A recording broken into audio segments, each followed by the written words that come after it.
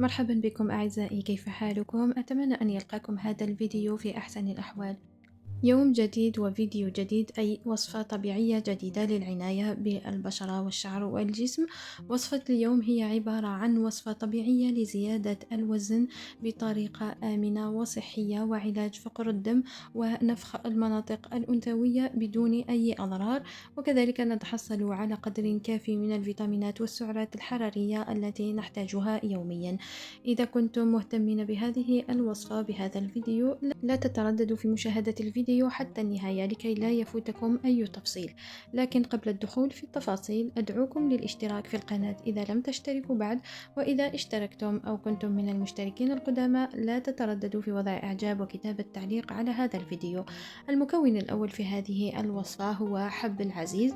حب العزيز مفيد جدا لصحة الجسم، وكذلك غني بالألياف التي تساعد على الهضم، وأيضا غني بالفيتامينات والسعرات الحرارية التي تزيد من الوزن وتنفخ المناطق الأنثوية طبيعيا بدون أي أضرار. هنا حب العزيز غسلته جيدا، ثم جففته بالمناديل ونشرته لكي يجف، ثم حمصته قليلا في المقلاة لكي يسهل طحنه.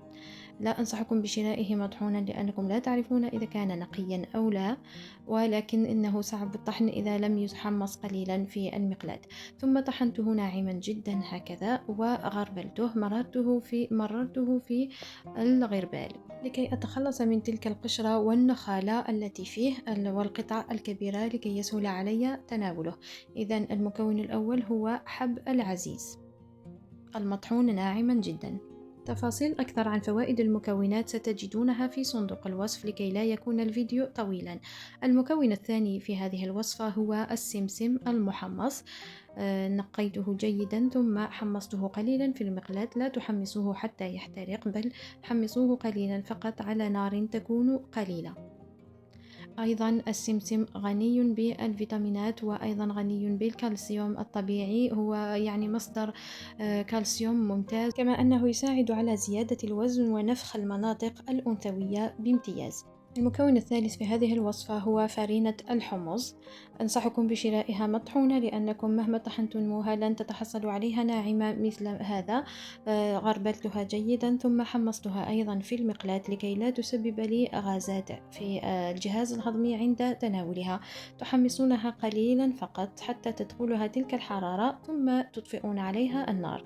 كل هذه المكونات سأمزجها بدبس التمر أو مستخلص التمر. شاهدوا كيف يأتي هذا مستخلص التمر أو دبس التمر. دبس التمر أيضا مفيد جدا للصحة، خاصة الذين يعانون من الأنيميا أو فقر الدم. إذن أنا سأمزجها بدبس التمر.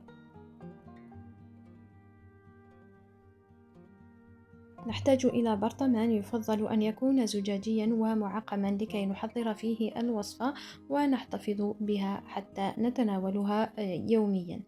نأخذ هكذا صحنا نحضر فيه المكونات ونمزجها. يمكنكم تحضير كمية أكبر والاحتفاظ بها، لكن أنا أفضل تحضير كمية تكفيني تقريبا لأسبوع. سأضيف 4 ملاعق من كل مكون من المكونات الجافة. هنا وضعت 4 ملاعق من حب العزيز المطحون المغربل جيدا، ثم أضيف 4 ملاعق أيضا من فرينة الحمص. أعزائي، إذا لم تشتركوا بعد في القناة أدعوكم للاشتراك وتفعيل الجرس لكي تكونوا من الأوائل الذين يصلهم إشعار بكل فيديو جديد أضعه على القناة. ولا تنسوا وضع إعجاب وتعليق جميل على هذا الفيديو. سأضيف 4 ملاعق من السمسم، أكيد المحمص.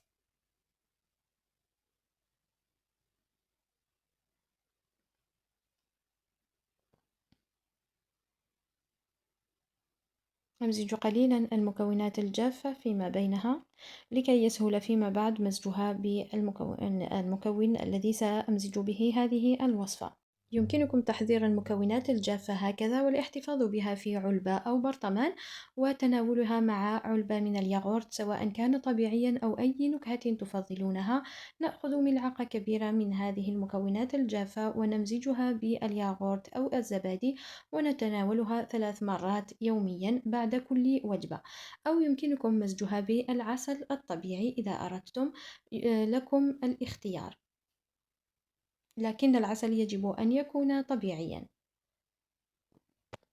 كما أخبرتكم في البداية، أنا سأمزجها بدبس التمر أو مستخلص التمر. سوف أضيفه تدريجيا إلى المكونات الجافة حتى أتحصل على القوام الذي أريده. لا تضيفوا دبس التمر دفعة واحدة، بل كلما تضيفون كمية امزجوا لكي لا يكون القوام سائلا جدا أو يكون يعني ثقيلا يصعب تناوله.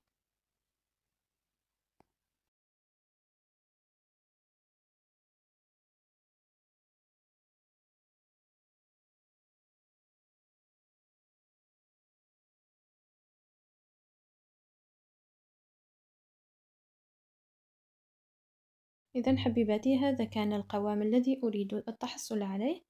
يسهل علي تناوله ويسهل علي الاحتفاظ به، وغني جدا بكل ما يلزمني لزيادة الوزن طبيعيا بطريقة آمنة.